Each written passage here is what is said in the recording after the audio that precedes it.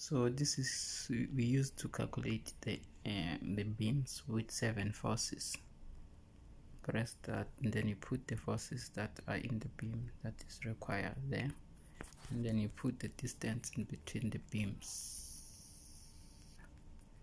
in between the structure, and then check. Now you have to check the equation.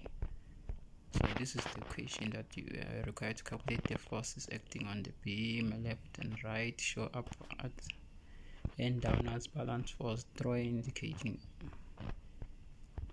a beam. So a beam is this structure.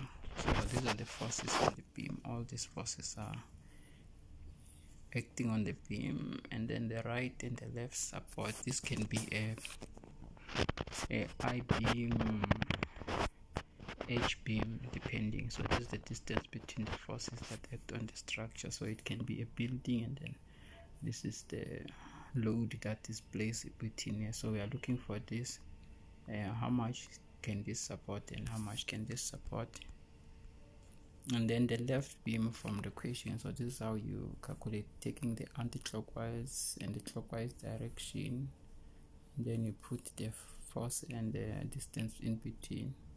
Then to calculate the right side for support, you go through these calculations,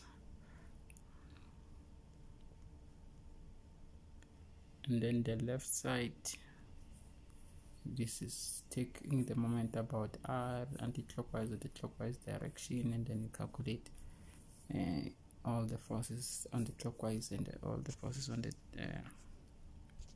anti-clockwise direction.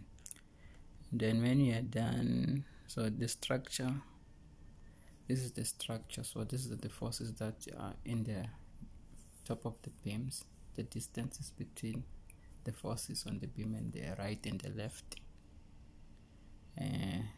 force. So now we want to check the balance. So this is likely difference because we don't use the number after the comma, we just take the number straight, the integer.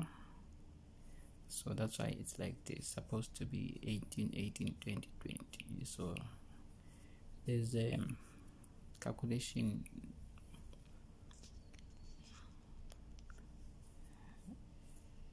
differences, but it's close. You can use it to verify, and that's it. So you can WhatsApp or check other videos on the YouTube.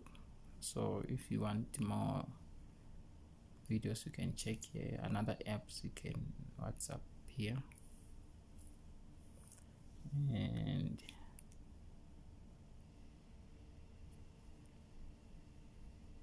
if you want more, that's it.